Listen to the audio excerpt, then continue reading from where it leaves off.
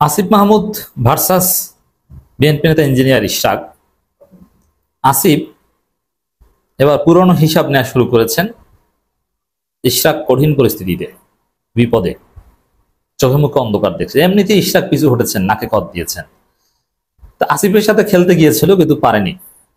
অনেক হ্যাডম নিয়ে খেলতে গিয়েছিল। আসিফ মাহমুদকে অনেক তুচ্ছতা ছিল, গালাগালি, আসিফ ব্যাং, তার বাবাকে গালাগালি, জুতা মারা, কত কিছু করেছিল।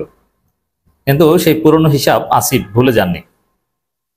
প্রথমে ইশরাককে চিকেন বানিয়েছে, বিএনপি থেকে ইশরাককে অনেকটা আলাদা করেছে, যে বিএনপি আন্দোলন সমর্থন করে না। তারপরে ইশরাক নিজে তালা খুলে দিয়েছেন।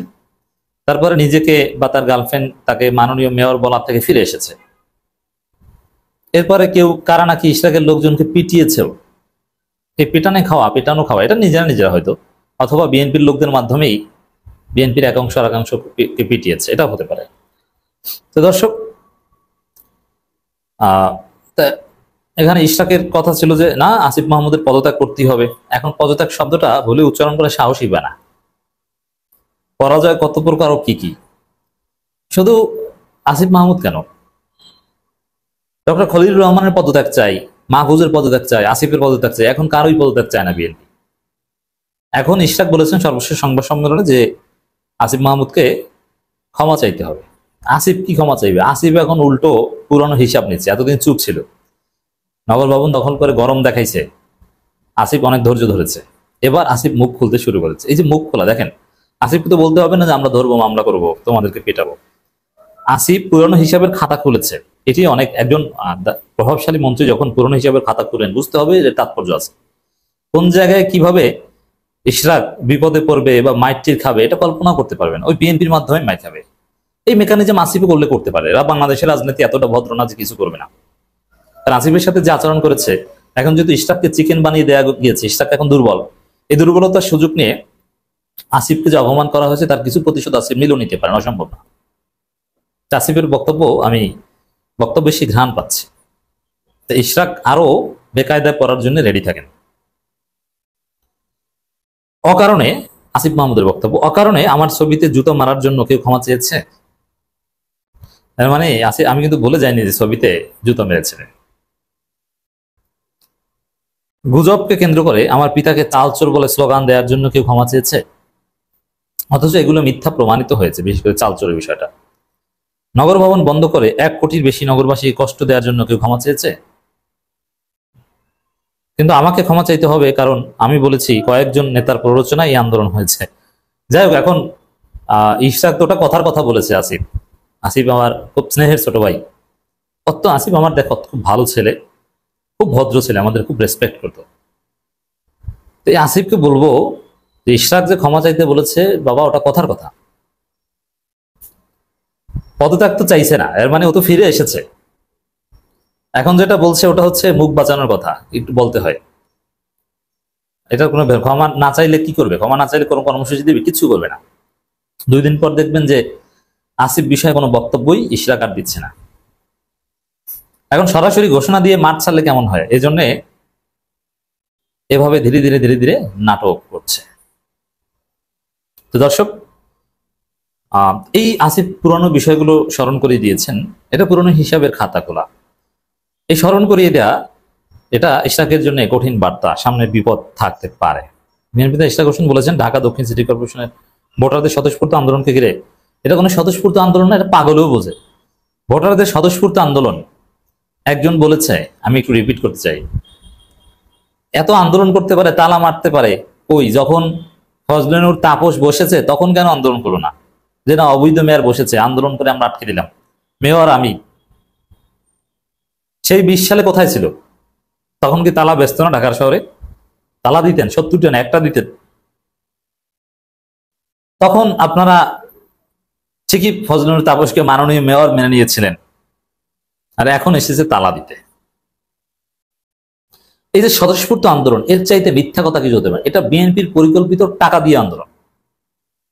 স্বতঃস্ফূর্ত আন্দোলন কোনোদিন বিএনপির কপালে জুটে নাই, জুটবেও না। স্বতঃস্ফূর্ত আন্দোলন হয়েছিল জুলাই অগাস্টে। জামাতের ইতিহাসেও স্বতঃস্ফূর্ত কোনো জনগণের সাড়া পায়নি, বিএনপিও পায়নি। শুধু এই জুলাই আন্দোলন ঘটেছিল, এই বৈষম্যবিরোধী ছাত্র আন্দোলনের যে আন্দোলন, এটা ছিল স্বতঃস্ফূর্ত আন্দোলন। তা আপনি স্বতঃস্ফূর্ত আন্দোলনের সঙ্গে শিখেন আমাদেরকে।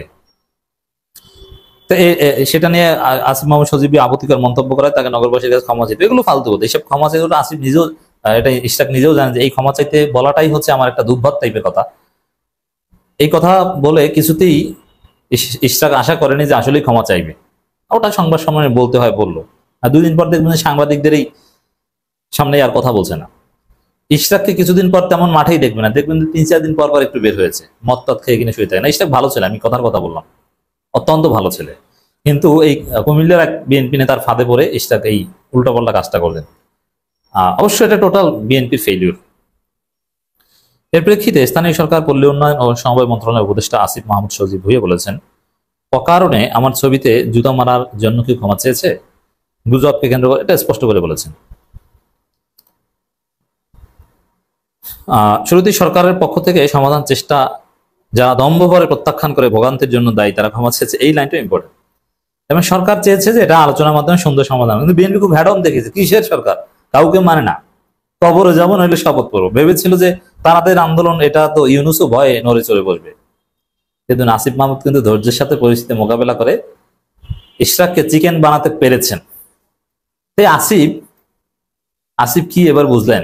আসিফ হাসিনার সাথে খেলেছে, হাসিনাকে বোকা বানিয়ে আসিফরা হাসিনাকে চূড়ান্ত ভাবে পরাজিত করেছে। এখন ইশরাকদের মতো দুর্বল ধৈর্য প্লেয়াররা খেলতে আসলে হবে আসিফের সাথে? আসিফরা তো হাসিনার সাথে খেলা প্লেয়ার, আর ইশরাকটা তো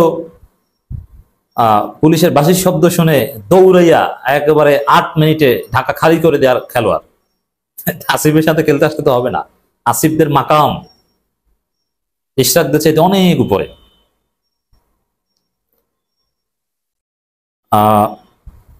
এখানে দর্শক, এখানে এই যে জবাই করে স্লোগান দেয়া সহ বিভিন্ন মানহানি হয়েছে, এই বিষয়গুলো বলছেন। এর মানে কি একজন মন্ত্রীর বিরুদ্ধে এগুলো বলবে আর আসিফ মাহমুদ পর্দার অন্তলে কি কিছু খেলবে না? কিছু খেলতে পারে। মানে এর অর্থ হচ্ছে এত নোংরামি করার পরও গত 1.5 মাসে একবারের জন্য ভদ্রতা লাইন ক্রস করেনি, একবারও ব্যক্তি আক্রমণ করা কিংবা ছোট করে কথা বলিনি। আমার লড়াই, রাজপথ, রাজনৈতিক পথ চলা কিংবা আমার পরিবারের কেউ আমাকে শিক্ষা দেয়নি। আমি ধৈর্য ধরেছি, জবাব দেইনি বলে যে এসব অন্যায় জবাবহীন হয়ে যাবে এমন না। ইতিহাস সবাইকে যার যার প্রাপ্য বুঝিয়ে দেয়। রাইট, সামনে পুরনো হিসাবের খাতা খুলেছেন ইশরাক, এখন চিকেন, সামনে ইশরাকের খবর আছে। আসিফ মাহমুদের এই বক্তব্যের তাৎপর্য এটাই। বিএনপি নেতা engineer Ishraque, so called mayor of Dhaka দক্ষিণ, একটা সংবাদ সম্মেলন করেছেন। এই সংবাদ সম্মেলনে তিনি নিজে আসলে পরাজিত হয়েছেন, মানে পরাজয় স্বীকার করে নিয়েছেন, চূড়ান্ত পরাজয়, যে না না ভাই, মেয়রটা এগুলো আমার লাগবে না, পিছু হচ্ছে। নিজেকে এখন আর মাননীয় মেয়র দাবি করছে না। এতদিন ইশরাক যেখানে যেতেন নিজেকে মাননীয় মেয়র লিখতেন। আমি যেটা বলেছি মজা করে, যে গার্লফ্রেন্ডকে হয়তো বলেছেন যাই আমার নাম সেভ করো মাননীয় মেয়র লিখে। এখন ইশরাক নিজেই মাননীয় মেয়র নিজেকে বলছেন না, তিনি সংবাদ সম্মেলনের ব্যানারে শুধু ইশরাক হোসেন, মাননীয় মেয়র শব্দটা আর নাই, সংবাদ সম্মেলন করেছেন। স্পষ্ট এটি চূড়ান্ত পরাজয়। আনুষ্ঠানিকভাবে জাতিকে জানিয়ে দিল, সরকারকে জানিয়ে দিল যে না ভাই, আমি মেয়রটা নিজেকে কিন্তু বলছি না, মাফ করে দেন আমাকে। এর মধ্যে ইশরাক গেছিল আমার দেশের সাথে লাগতে। আমার দেশ পত্রিকাকে নানান অযাচিত ভাষায় গালাগালি করেছিল, আমরা তার প্রতিবাদ করেছিলাম। সে আমার দেশ পরে আরেকটা ঘটনা ঘটিয়ে দিয়েছে। এই ইশরাকের যে তৎপরতা, আন্দোলন, এগুলোর নেপথ্যে যে আওয়ামী লীগ, সেটা প্রমাণ করে দিয়েছে। যে সাবেক আওয়ামী মেয়র, অবৈধ মেয়র ব্যারিস্টার ফজলুর তাপসের খুব ঘনিষ্ঠ সহযোগী ইশরাকের আন্দোলনের অন্যতম মূল আয়োজক বা সংগঠক। খুঁজলে আরো অনেক কিছু পাওয়া যাবে। এখন এটা স্বাভাবিক, এই সরকারকে ব্যর্থ করে দেওয়ার চেষ্টা, নগর ভবন অস্থিতিশীল করা এবং জনগণকে জিম্মি করে ভোগান্তির সম্মুখীন করা, এগুলো আওয়ামী প্ল্যান ছাড়া আর কোন প্ল্যান হবে? দেখেন, সরকারের সাথে দূরত্ব জামাতেরও তৈরি হয়েছিল। যেমন জামাত রাগ হয়ে, অভিমান করে অথবা প্রতীকী প্রতিবাদের অংশ হিসাবে ঐক্যমত্য কমিশনের সংলাপে যায়নি, রাস্তা অবরোধ করেছে। এটি মাজহারুল ইসলামকে মুক্ত করতে অনেক সময় লেগেছে, কিন্তু রাস্তা অবরোধ করেছে। জনদুর্ভোগ তৈরি করেছে জামাত? করেনি।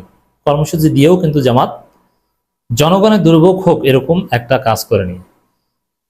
যেই সরকারকে যারা সমর্থন করে তারা কিছুতেই ওই সরকারের কাছ থেকে দাবি আদায় করতে রাজপথে নেমে জনদুর্ভোগ তৈরি করতে পারে না। এটা একদম অনুচিত, এটা কেউ করে না।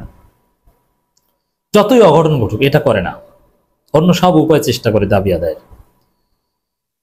তো দর্শক, ইশরাক এই এতদিন যে 41-42 দিন যে কাণ্ড ঘটিয়েছেন, কোনো না কোনো ভাবে আওয়ামী ইন্ধন এখানে ছিল বা আওয়ামী লীগের সম্পৃক্ততা ছিল, সেটা আমরা দেখতে পাচ্ছি। এবং আমরা এটাও শুনেছি যে ওখানে যারা আন্দোলন করে তারা বসে বসে গাঁজা খায়, ইয়াবা খায়, সেই ইয়াবা গাঁজার ভাগাভাগি নিয়ে নাকি মারামারিও করে।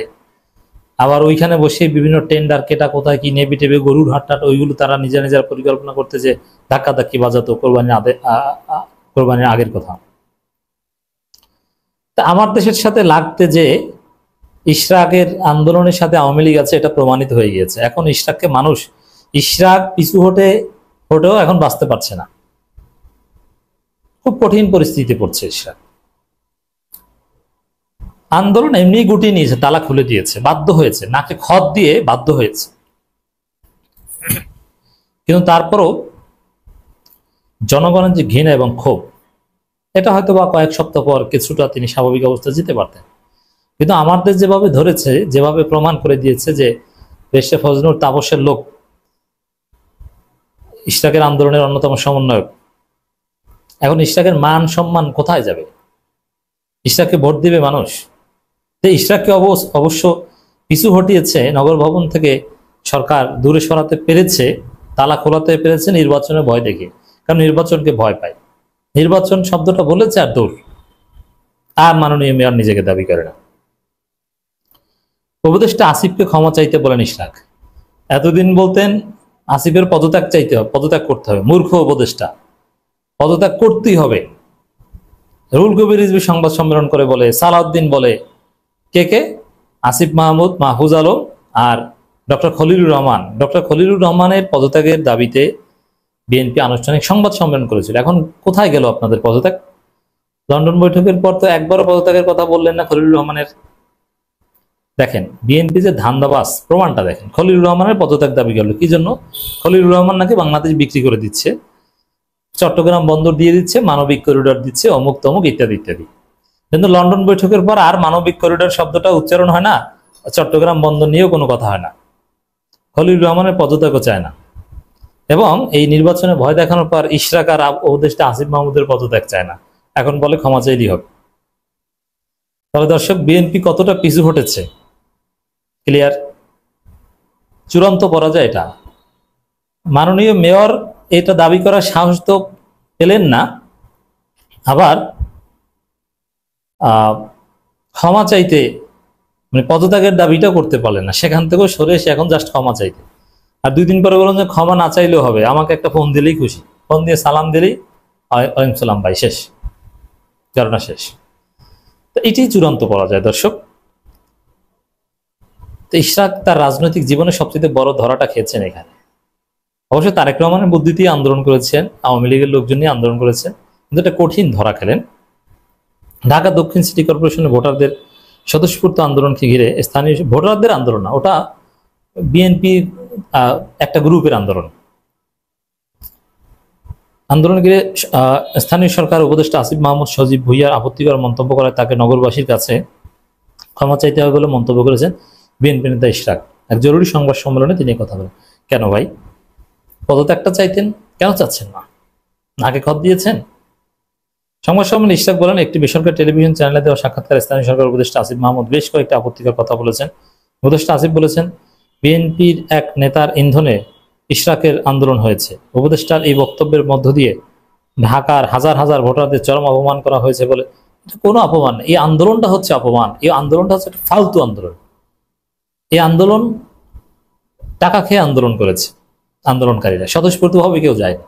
প্রত্যেক দিন একটা ফি ছিল যে এই কয় টাকা পাবো আন্দোলনে গেলে, ওগুলো আমরা বুঝি, এগুলো জনগণ বুঝে।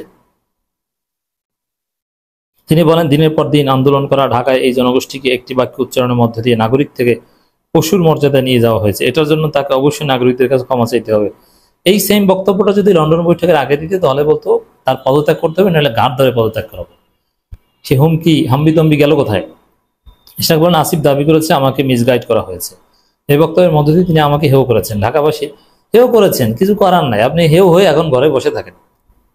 আসিফের বিরুদ্ধে কিচ্ছু করতে পারবেন না, আপনার দল আপনার পাশে নেই। এবং এখন নাকি আপনার লোকজনকে মাইর দেয় মানুষ, তারা নাকি মারছে। ওটা নিজেদের দুই গ্রুপের সংঘর্ষ, ঠিক আছে, বাইরে কেউ মেরে থাকলেও ওটা আপনাদের, এটা প্রমাণ করে যে আপনাদের এখন আর কেউ গুনে না, এখন মাইর খাওয়া শুরু করেছে। এ সময় তিনি আরো বলেন, স্থানীয় সরকার উপদেষ্টা দাবি করেছেন আন্দোলনের জন্য আমাকে অর্থ লজিস্টিক সাপোর্ট দিয়েছেন কুমিল্লার এক বিএনপি নেতা। উপদেষ্টার কাছ থেকে প্রমাণ রয়েছে নাকি? এই প্রমাণ তাকে জাতির সামনে তুলে ধরতে না পারলে প্রকাশ্যে জাতির কাছে ক্ষমা চাইতে হবে। আচ্ছা, প্রমাণ আমার দেশ ধীরে ধীরে দিবে। কোন কুমিল্লার বিএনপির কোন নেতার কাছ থেকে টাকা নিয়েছেন, লজিস্টিক সাপোর্ট নিয়েছেন, এবং এই যে অলরেডি আমার দেশ বের করতে শুরু করেছে না, যে আওয়ামী লীগের কারা ছিল, মেয়র তাপসের কোন ঘনিষ্ঠ সহযোগী ছিল, এগুলো সব সামনে আসছে। আসিফ মাহমুদ, আমার দেশে নজর রাখুন ইশরাক সাহেব।